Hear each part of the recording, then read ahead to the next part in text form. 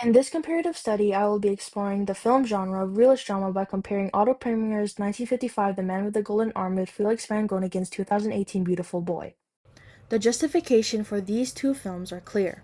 The Man with the Golden Arm and Beautiful Boy both explore the deeply personal and socially taboo subject of drug addiction, yet they do so in very different historical and cultural contexts. The Man with the Golden Arm was produced in 1955, at a time when drug addiction was taboo on screen. Joseph I. Breen of the Production Code Administration explicitly stated, "In view of the fact that this dope addiction problem is basic to this story, we suggest you dismiss any further consideration of this material for a motion picture to be made within the code." Otto Preminger's decision to proceed despite the Production Code Administration's refusal to approve the film meant that it depicted Frankie Machine's struggles with addiction in a direct and realistic way. Even the film's title shows its subtle realism, as The Man with the Golden Arm can be read as referring both to Frankie's skill as a car dealer and to the physical reality of his addiction, without placing moral judgment on either. As a result, the film emphasizes the pressures of Frankie Machine's environment and the social realities that shape his experience, capturing the harsh truths of addiction. In contrast, Beautiful Boy was released in 2018, a time when methamphetamine use in the United States was resurging. Data indicates that between 2016 and 2018, use increased by approximately 40%. While the film was not specifically produced as a response to this resurgence, Felix Van Groningen committed to presenting the story as a deeply realistic and human experience to honor the two memoirs of David and Nick Sheff. In his interview with RogerEbert.com, he explains that he had to embrace the repetitive nature of addiction to maintain a high degree of authenticity.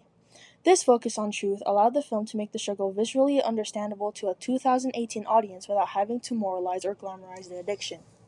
Through both films' use of camera work, lighting, mise-en-scène, and editing, The Man with the Golden Arm and Beautiful Boy draw the audience into the cyclical and human experience of addiction, showing how realist drama adapts across different historical and social contexts to depict truth rather than glamour. In The Man with the Golden Arm, Preminger presents addiction through a controlled, impersonal visual style. As critic Chris Fujiwara notes in The Senses of Cinema, Preminger's is essentially detached, impersonal, and objective, which is reflective in his impassive, long takes where different ideologies and points of view battle for dominance. This approach is first evident in the homecoming scene where Frankie Machine returns from rehab with dreams of becoming a professional drummer. Preminger uses space and camera movement to connect characters to their environment. Fujiwara explains furthermore that Preminger believes cinema could find a visual correlative for the freedom of people to determine their own destinies. In this scene, the camera's distance emphasizes Frankie Machine's attempt to assert his independence after falling into addiction. Rather than isolating him with close-ups, Preminger places Frankie within shared spaces, connecting him visually to the world around him. This framing hints at the possibility of choice, even under restriction, but that freedom is limited. The controlled framing reflects Preminger's detached style, but it also aligns with the Hays Code, which limited how addiction could be shown. This same detached approach continues in the solo withdrawal scene where Frankie Machine goes cold turkey in Molly's room, locked from the outside so he can escape, in an attempt to sober up. Instead of using dramatic camera angles to show his pain, Preminger keeps the frame level and steady, forcing the audience to observe from a distance. A long, unbroken take follows Frankie's frantic movements, while fast, tense, non-diegetic sound builds pressure, and the sparse mise-en-scène emphasizes his isolation. By letting the scene play out without interference, Preminger leaves the meaning of addiction open, presenting Frankie's struggle in a clear and realistic way. Moving into the modern era, Beautiful Boy shifts towards a cinematic approach that mirrors the lived experience of addiction from the inside. This is driven by the film's non-linear structure. Film critic Matt Falgerholm notes that the editing deliberately obscures the arc, moving with the ebbs and flows of a life entrapped by compulsion.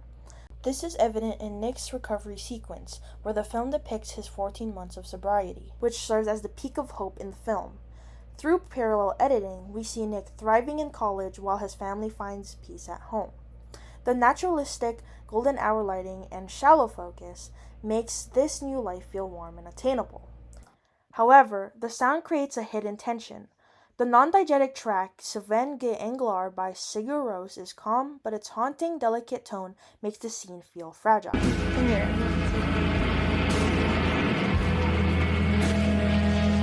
This connects to cinematographer Ruben Empin's idea of the camera creeping on you. Even when Nick seems at his best, the slow tracking shots and the ethereal music suggest that addiction is an invisible, lingering presence. This tension reaches its peak in the diner scene. Here, the cinematic beauty is stripped away. Empins avoided a romantic look, opting instead for flat lighting and muted colors.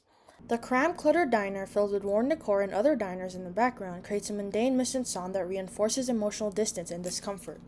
Unlike the montage, there is no music. The scene relies entirely on diegetic sound, the harsh clinking of silverware and distant chatter, to emphasize the cold reality of the confrontation.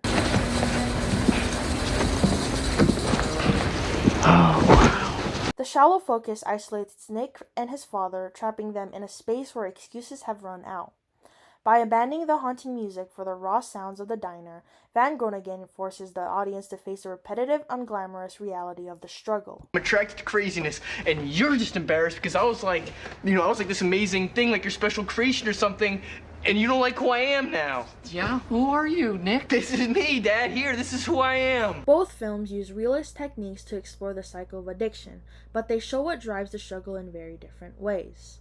In The Man with the Golden Arm, Preminger relies on long, impassive takes and observational camera work to suggest that addiction is shaped by the character's environment.